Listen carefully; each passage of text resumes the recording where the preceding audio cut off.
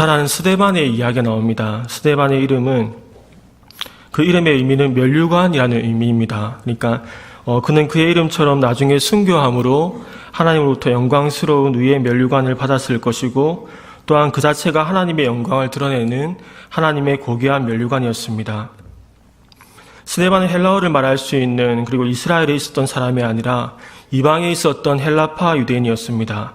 그는 예루살렘 초대교회 7 집사님 중에 한 명이었고, 사도행전 6장과 7장에서 이렇게 성경의 2장에 대해서 그의 행적을 기록하고 있는 것을 보면 그는 초대교회의 중요한 한 인물이었음을 우리는 알 수 있습니다. 그리고 배울 것이 있는 한 인물임을 알 수 있습니다. 나중에 그의 순교로 초대교회에 큰 박해가 왔고, 사도들을 제외하고 그 당시 예수를 믿는 사람들이 이방으로 흩어지게 되는, 열방으로 흩어지게 되는 사건의 중심이 되었으며, 또한 그의 순교는 나중에 바울이 되는 사울에게 큰 영향을 미쳤던 것입니다. 7 집사님의 이름 중에 스데반의 이름을 가장 먼저 기록하고 있습니다. 우리가 교회 직분자를 세울 때에도 가장 많은 표가 나온 사람을 가장 먼저 기록하듯이 스데반은 그러한 사람이었습니다. 그리고 우리가 읽지는 않았지만 5절 말씀에 스데반은 믿음과 성령이 충만한 사람 스데반 이렇게 나와 있습니다.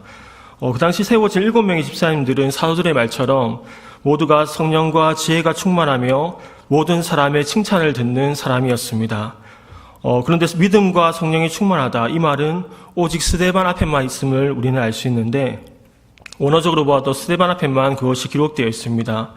물론 다른 사람도 성령에 충만하였지만 스데반이 다른 사람에 비해서 더욱 탁월하게 믿음과 성령에 충만했음을 의사였던 꼼꼼한 누가는 기록하고 있는 것입니다. 스데반이 말씀을 전하기도 하고 전도하기도 하고 빌립도 사역을 하였던 것처럼 우리는 정교인 직분화가 아니라 정교인 사역자와 정교인 제자화가 이루어져야 됩니다. 정교인에게 직분을 주는 것으로 만족하는 것이 아니라 모두가 사역을 감당할 수 있는 그런 사역자화가 되어야 하는 것입니다. 어느 목사님께서 이런 말씀을 한 적을 들은 적이 있습니다. 아마 그분이 하영조 목사님인 것 같은데, 우리 교회는 배우든지 가르치든지 둘 중에 하나는 해야 됩니다, 이런 말이 있었습니다. 그래서 1:1 제자양육이라는 시스템으로 그렇게 교회를 말씀으로 양육하며 세워갔습니다. 목회자가 모든 성도들을 다 1:1로 케어해 줄 수 없기 때문에 그것이 참 지혜로운 방법이지 않을까 싶습니다. 정교인이 사역을 할 수 있는 그런 사역자화가 되어야 됩니다. 정교인 제자화가 되어야 되는 것입니다. 직분을 주는 것으로 그치는 것이 아니라 그리스도 안에서 참 제자로 세워지고 그리스도가 하신 일들을 감당할 수 있는 사역으로 한 사람 한 사람을 그리스도 안에서 완전한 자로 세워가는 것입니다. 오늘 본문의 내용을 보면 살펴보면 이렇습니다. 스데반은 사내들린 공의회 앞에 고소를 당합니다. 사내들린 공의회는 유대인들에게 가장 권위가 있고 최종 심판을 한 장소였습니다. 그곳은 예수님을 재판한 곳이기도 하였습니다. 그곳은 제사장, 장로, 존경받는 유대 지도자로서 이스라엘의 각 지파별로 6명의 대의원을 선발하여 72명으로 구성된 유대 최고의 기관이었습니다. 회원 자격으로는 순수한 이스라엘의 혈통을 지닌 사람으로서 제한되었고 한 번 회원이 되면 평생 회원이 되었습니다. 그 스데반을 고소한 내용, 고소를 당하게 된 배경은 보면 그렇습니다. 은혜와 성령에 충만했던 스데반 집사는 큰 기사와 표적을 행하였고 복음 증거에도 열심히 있었습니다. 스데반과의 변론에서 도무지 스데반을 이길 수 없었던 유대인들이 음모를 꾸며 스데반을 사내들린에 고소한 것이었습니다. 고소의 제목은 스데반이 성정과 율법을 거슬러서 말했다는 것입니다. 그리고 스데반이 하나님과 모세를 모독했다는 것입니다. 그것은 예수님이 고소당한 것과 비슷한 내용이었습니다.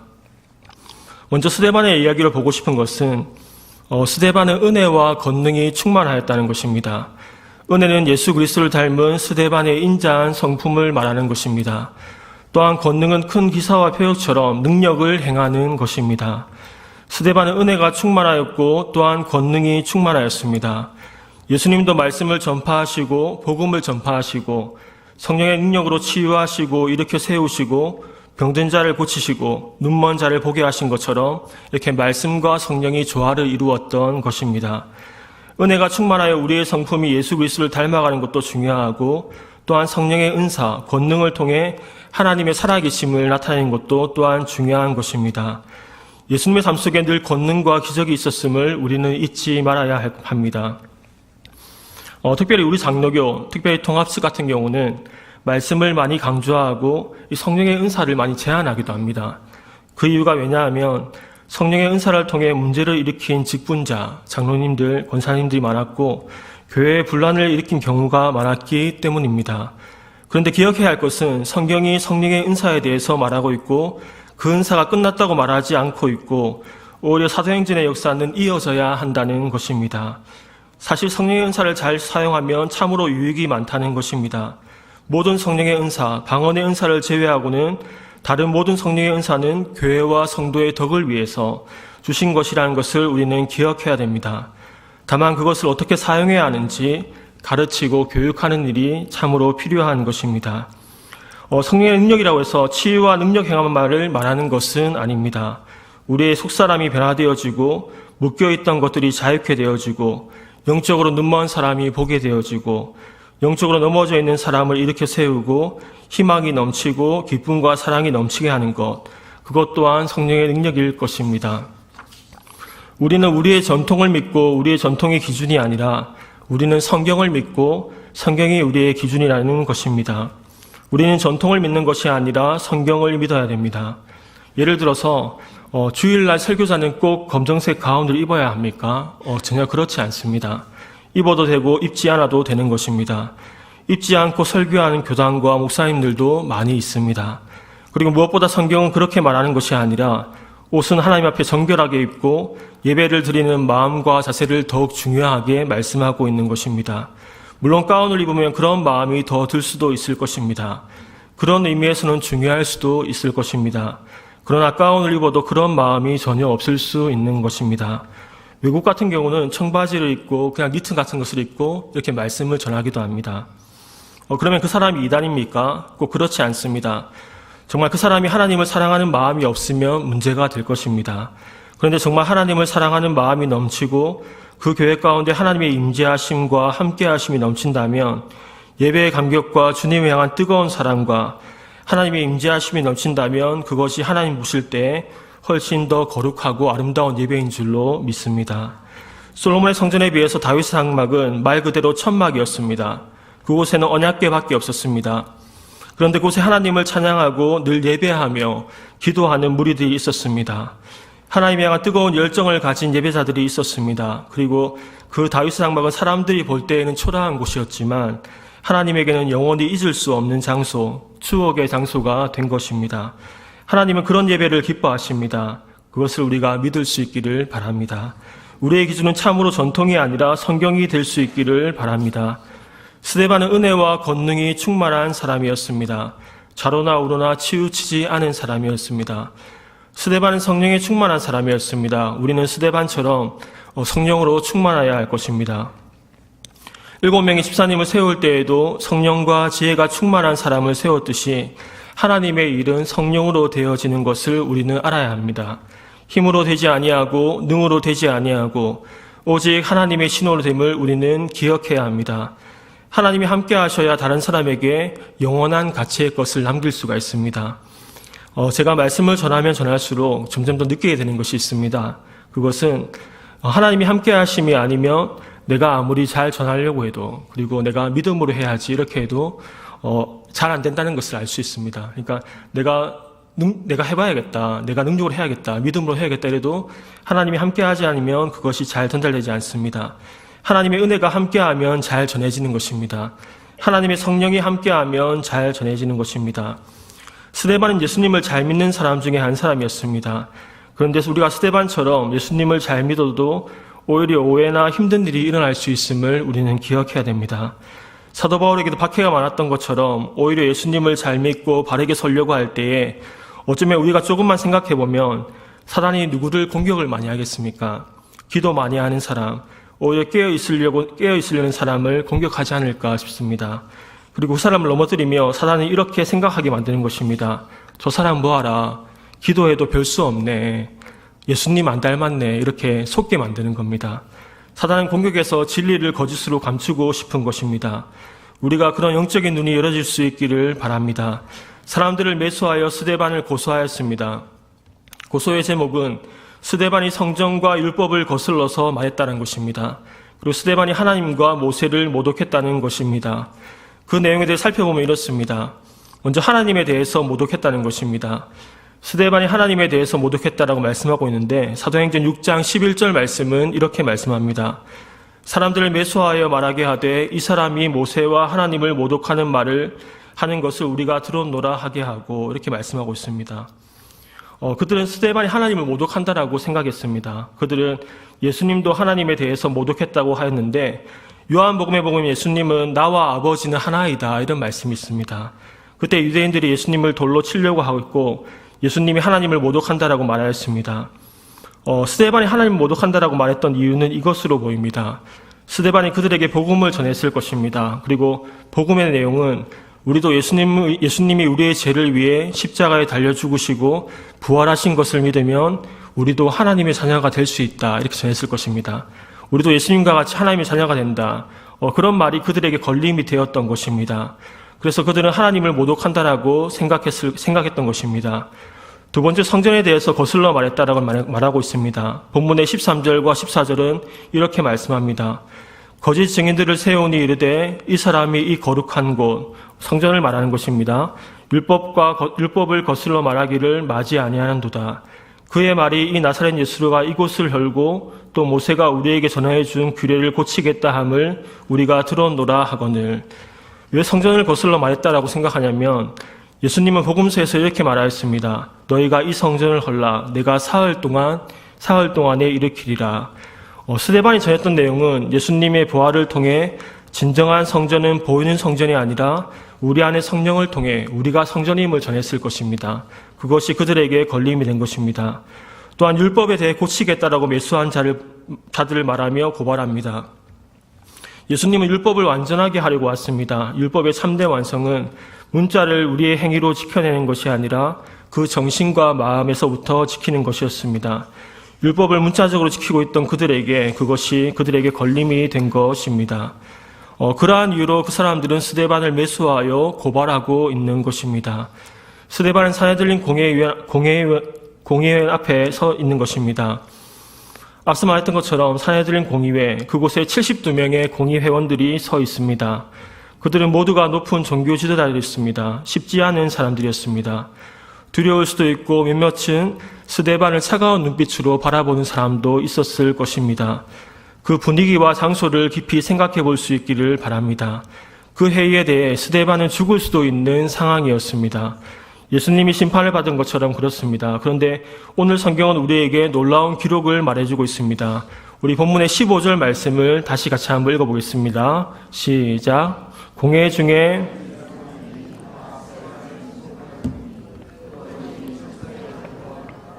아멘. 스데반의 얼굴이 천사의 얼굴 같았다는 것은 그 얼굴에 광채가 나고 위엄이 가득했다는 것입니다. 모세가 시내산에서 하나님을 만나 율법을 가지고 내려왔을 때 그 얼굴에서 나는 광채로 인해 사람들이 쳐다보지 못했을 정도로 성경은 기록하고 있습니다. 또한 예수께서 변화산에서 모세와 엘리야와 더불어 말씀을 나누실 때에도 그 얼굴이 해같이 빛이 났다라고 성경은 말하고 있습니다. 유대교에서 경건하고 거룩한 사람들을 천사와 같다라고 말하곤 했습니다.